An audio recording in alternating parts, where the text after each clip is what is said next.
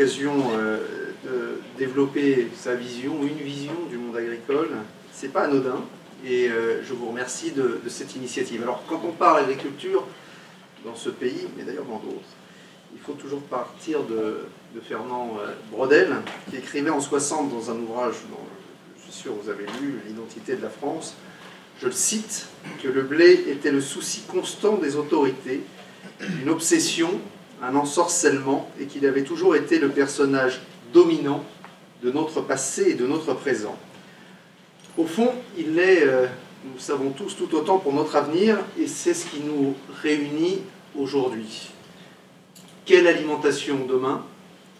Quel modèle agricole pour répondre aux défis démographiques, sanitaires, écologiques qui se posent aujourd'hui à nous? Et quelle éthique associée? Le programme d'aujourd'hui que je découvrais nous invite à réfléchir, vous invite à réfléchir sur l'alimentation de demain, je crois, entre innovation et valeurs sociétales. Au fond, ce qui est amusant, c'est que je ne pense pas que nous nous serions posé la question en ces mêmes termes il y a 5 ans.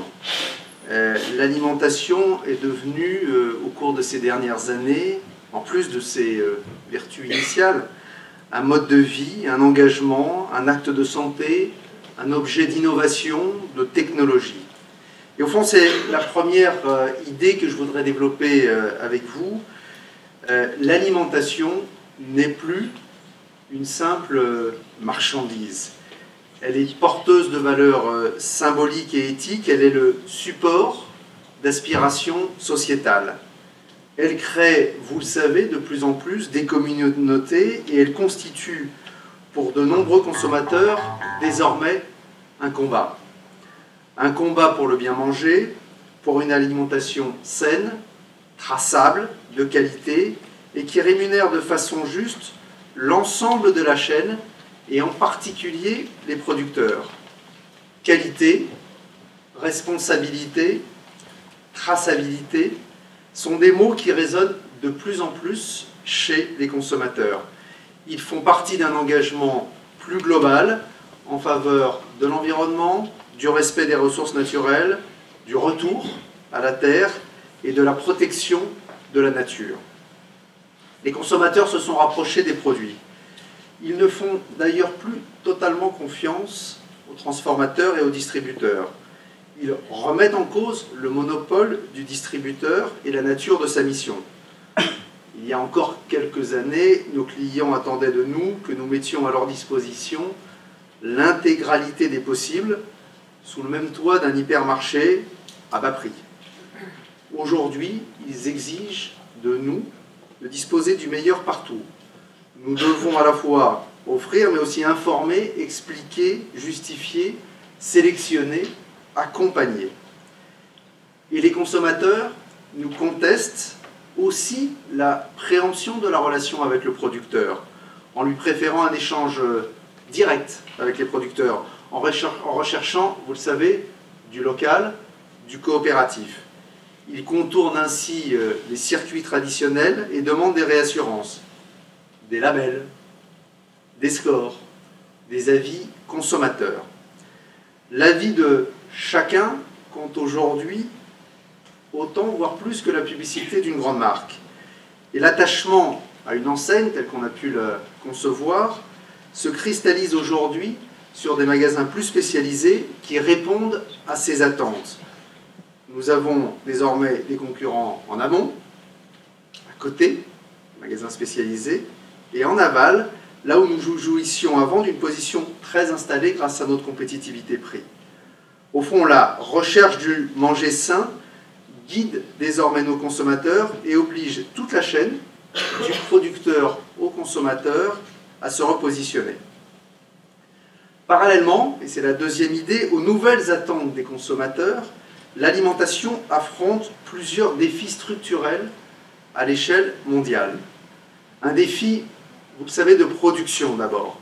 Alors que des millions de personnes souffrent dès aujourd'hui de sous-nutrition, la croissance démographique va porter la population mondiale à 10 milliards d'habitants d'ici 2050. Il nous faudra trouver les ressources animales, végétale et les dispositifs productifs pour garantir une production suffisante à l'échelle mondiale. Un défi de responsabilisation ensuite. Nous gaspillons chaque année 1,3 milliard de tonnes d'aliments. C'est un tiers de la production mondiale. Nous devons promouvoir les mécanismes de régulation pour réduire le gâchis et consommer au plus juste. Un défi économique et humain également. L'alimentation ne nourrit pas suffisamment ceux-là même qui la produisent. Nous connaissons tous ici les statistiques sur la rémunération des agriculteurs en France. Elle est évidemment trop faible. 20% des chefs d'exploitation ne peuvent pas se verser un salaire. Et un tiers d'entre eux gagnent moins de 350 € par mois. Un défi de sécurité, enfin. Nous avons traversé de nombreuses crises alimentaires, et la dernière en date, Lactalis, a démontré que nous étions collectivement faillibles. Nous ne pouvons plus nous permettre de commettre les mêmes erreurs. Pour relever l'ensemble de ces défis, nous devons transformer notre alimentation et repenser à cette fin le modèle agricole. Au fond, l'agriculture aujourd'hui en France, elle est duale. D'un côté, une agriculture intensive, productive, compétitive. J'imagine que plus tard dans le programme, vous vous interrogerez sur la juste compétitivité, la bonne compétitivité de l'agriculture française, qui est un sujet évidemment important. Mais de l'autre côté, une agriculture alternative, durable, l'agroécologie. Il faut avoir en tête que le bio ne représente, même s'il est en croissance, que 6,5% des surfaces agricoles utiles en France. Et l'aspiration des consommateurs, au fond, c'est la fusion paradoxale de ces deux agricultures. Ils veulent une agriculture raisonnée au prix compétitif de l'agriculture intensive. Et au fond, c'est à l'ensemble de l'écosystème et aux distributeurs de mener à bien cette transformation du modèle agricole que cette apparente contradiction, cet apparent paradoxe induit. Cette transformation du modèle agricole doit se faire, à mon avis, selon trois grands principes sur lesquels je vais revenir. La contractualisation, la valorisation d'une production locale de qualité et la juste répartition de la valeur.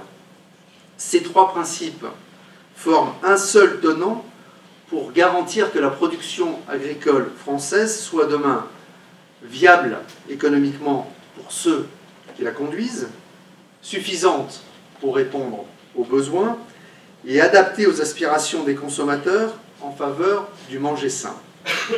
La contractualisation d'abord. Elle doit être au cœur de la refonte du modèle agricole. J'en suis absolument convaincu. Nous avons une transition à mener. Elle se doit d'être accompagnée bien au-delà des mécanismes de soutien public par l'ensemble de la chaîne impliquée dans la transformation du modèle. Car nous y avons tous intérêt. Cette exigence, elle est d'autant plus importante que les nécessaires mutations des modes de culture, notamment vers le bio, impliquent des périodes de transition difficilement soutenables financièrement pour les agriculteurs.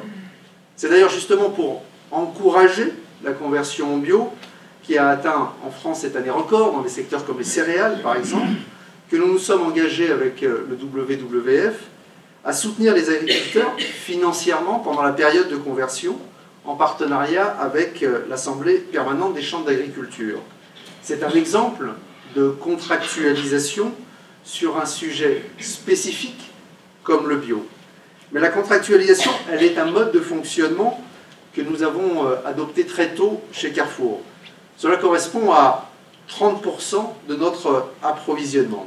Nos filières qualité, les filières qualité Carrefour qui ont été inventées il y a une vingtaine d'années, que certains d'entre vous ici connaissent bien pour en être des acteurs, sont dans ce cadre des objets précurseurs.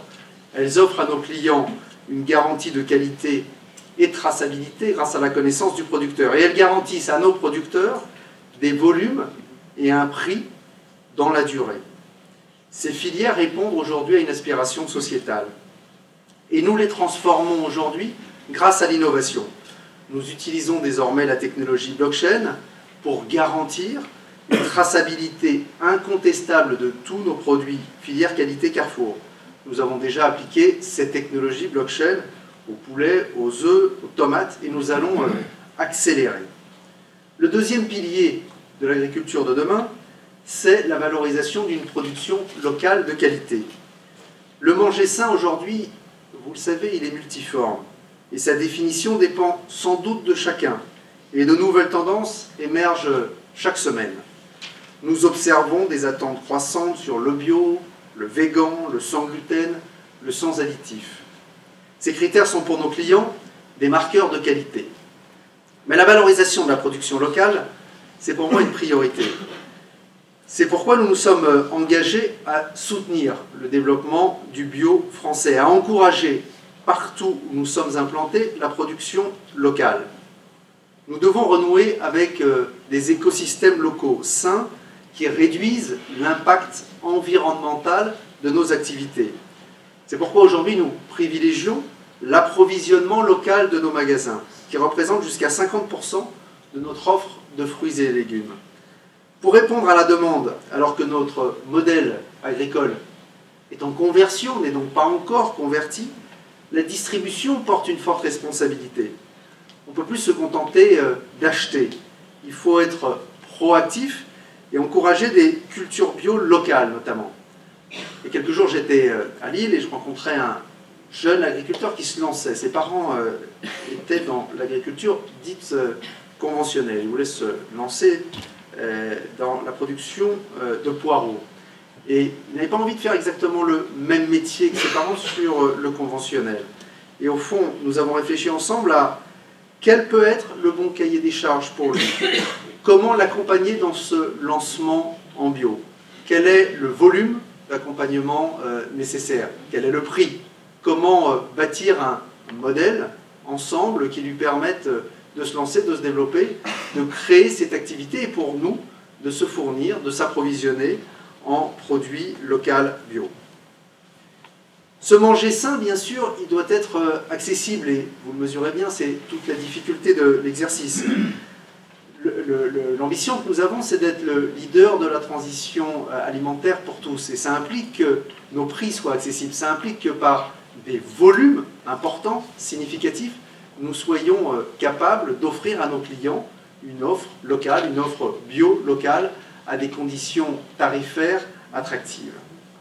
Le troisième pilier de la refonte du modèle, c'est la juste répartition de la valeur. Nous avons collectivement, il y a quelques industriels dans la salle, à résoudre cette équation impossible, en théorie, d'une meilleure alimentation à des prix abordables. Mais nous ne pouvons le faire qu'à la condition d'une juste rémunération des producteurs. C'est l'objet d'ailleurs des marques consommateurs qui se sont créées, vous connaissez tous, par exemple, c'est qui le patron? Évidemment, certains notent que les prix sont encore trop élevés. Évidemment, elles ne sont pas aussi attractives aujourd'hui en termes tarifaires pour le consommateur. Mais cette recherche de transparence, le fait de partir du coût de production, d'avoir une transparence sur ce qui revient aux producteurs, aux transformateurs, aux distributeurs, doit être poursuivi. Au fond, la montée en gamme de notre alimentation, elle doit être celle des producteurs. La valorisation du local doit être génératrice de valeur pour ceux qui produisent. C'est justement d'ailleurs l'objectif initial des États généraux de l'alimentation et du projet de loi, je crois que vous avez prévu d'en parler, pour l'équilibre des relations commerciales dans le secteur agricole et alimentaire. Moi, je suis absolument convaincu que la généralisation de la contractualisation, c'est un moyen puissant pour garantir la stabilité et la rémunération appropriée pour le monde agricole. C'est de mon point de vue le seul moyen, la contractualisation, avec des volumes associés, de concilier un approvisionnement local de qualité, une juste rémunération du producteur, et des prix accessibles pour le consommateur. Notre rôle à nous, distributeurs, c'est de nous engager sur la durée. Ça veut dire être capable de prendre des paris économiques. C'est un investissement sur des volumes pour réduire nos prix de vente tout en garantissant aux producteurs une juste rémunération. C'est ce nouvel équilibre difficile à établir. D'abord, quand on cherche à établir un nouvel équilibre alors qu'on était depuis 30 ans dans un équilibre qui a fonctionné, c'est jamais facile. Mais aujourd'hui, nous n'avons pas le choix, d'abord parce que le consommateur nous le demande. C'est ce nouvel équilibre que nous devons dessiner, que nous devons mettre en place pour bâtir notre alimentation de demain. Je vous remercie.